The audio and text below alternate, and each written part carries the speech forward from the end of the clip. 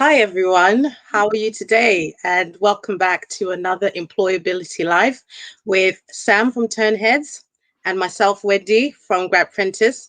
And today we are going to be talking about Folio Fear. Now, Folio Fear, or let me put it simply, portfolio fear. We want to talk about it because sometimes it may be quite daunting to start a portfolio, building one from scratch. Maybe you've never done it before. But what we want to discuss is to not let the fear of building a portfolio from scratch intimidate you. So we're going to discuss little points and hints and tips that could help you so that when you do start or you do make that decision that you're going to go for it, at least you have some ideas of what will take the stress away from making that portfolio. And I'll start with, a bit of the work that I've done with students recently. I do one-to-one sessions with students doing their personal development plans. And what I found is planning out how you're going to start is probably your first thing that you want to think about. When you plan out what you're going to do, it gives you a structure. It allows you to think of all the different things that you may want to include in your portfolio. So thinking of what project to start off with is the first instance. What kind of projects are you going to do? I always suggest thinking about things that you love doing, things that you are interested in doing, things that you're passionate about, but also making sure that the projects I do as well are the kind of projects that will get you the job that you're looking for. So if, say, you're looking to be an illustrator or a graphic designer, you're not going to start doing, projects on gamification, for example. So you're going to start focusing all your strengths in looking at the kinds of projects that would give you that chance to go into the career that you're looking into. And another thing is, have a look at different platforms. I mean, Sam has an amazing platform right now where she has a lot of opportunities for students to upload their portfolios, or you can have a look on there and see what sort of portfolios are on there and get some examples. You can also have a look at the live briefs that she provides as well on there. Those live briefs give you an idea of what sort of projects you could do just by yourself without having to go out and look for physical projects to do, because we know that could be quite difficult, and especially now when a lot of people may not be offering things like internships. So have a look at platforms that give you sort of little mini briefs to start off with. And the most important thing is just to get started. If you get started with one, the next one will follow. But have a plan for yourself. Have a plan of, this is what interests me. This is what potentially I would like to do in a role when I'm working in that particular field that I'm looking into. Or you can actually just, create a brief for yourself, maybe something that you're passionate about. Look at your strengths as well, what you're very good at.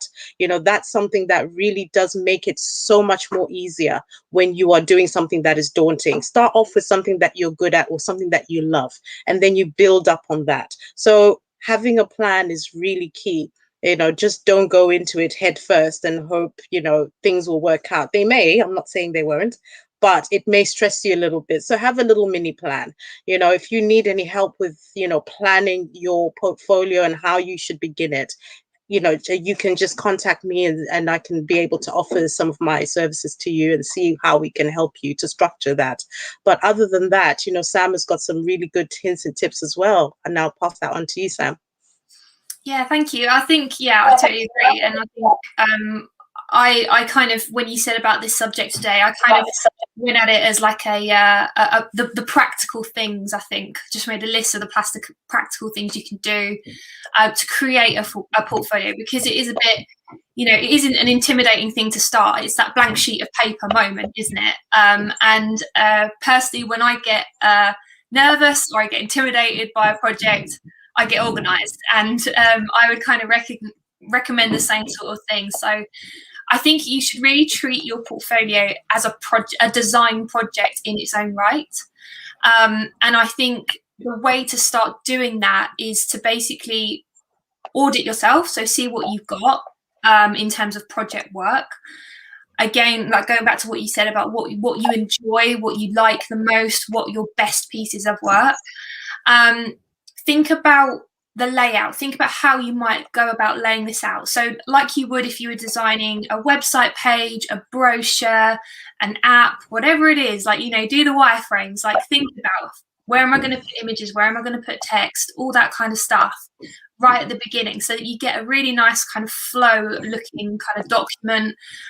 Obviously, different courses, you're going to present your portfolio maybe in slightly different ways, whether that's through a PDF, if you have your own personal website, it might be a show reel. But again, like, I think you need to consider what formats you're going to use, what size they're going to be, and yeah, the different file types and things like that, and then just kind of really rough out a layout for each of those things. And I think that is kind of the start point I would suggest. Then you can start arranging your work within that wireframe that you've created yourself, and therefore you can kind of make it then customizable for each job that you're applying for, or each internship that you're applying for. And you can get into that kind of early habit of, once you finish a project, you put it into your portfolio format as a bolt-on, so that you can slot that in to your PDF deck that you send out to a company, or into your show reel that you send out to a company or a prospective client if you're freelancing. And it just makes the whole process a little bit easier. Once you've done the bulk at the start, you can then add to it as you go along. And as Wendy says, you can put those extra kind of passions in there, show your skills in slightly different areas that you bring to the overall kind of area sector that you want to go into. And you can kind of swap things out as well when you're actually applying.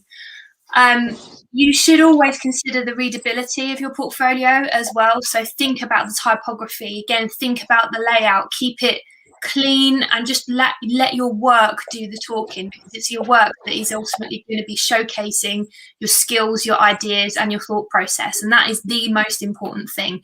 So just keep it really stripped back. Don't do really complex backgrounds and things like that. Just let your work do the talking. And yeah, I think just get into that flow. Just try and make a start. Think of it as a project in its own right. And then once you get the ball rolling, it's so much easier to then add as you go.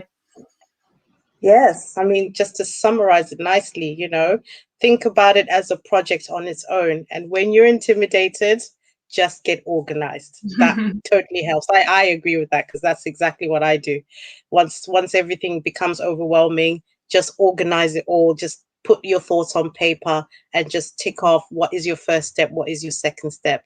But definitely all those practical steps, will definitely give you a real good structure to follow. And obviously meeting guidelines of what a portfolio should look like as well will definitely help you to have a checklist to make sure that you format it correctly. Everything is laid out in a clear and concise way. Recruiters only have like pretty much less than a minute to look at your portfolio before they actually make a decision. So make sure that whatever you're doing, you do it in such a way that you are communicating exactly what you want to say on your portfolio. But other than that, do you have anything else you want to add, Sam?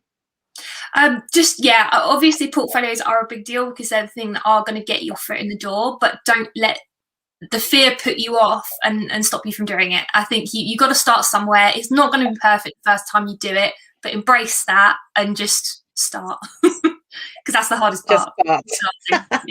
Definitely, just starting is the biggest thing. But you guys, anything you need from ourselves, Sam from Ternheads will be able to support. I can support as well. Give us a shout if you need anything, and all the best with your portfolios. And we'll see you next week. Take care.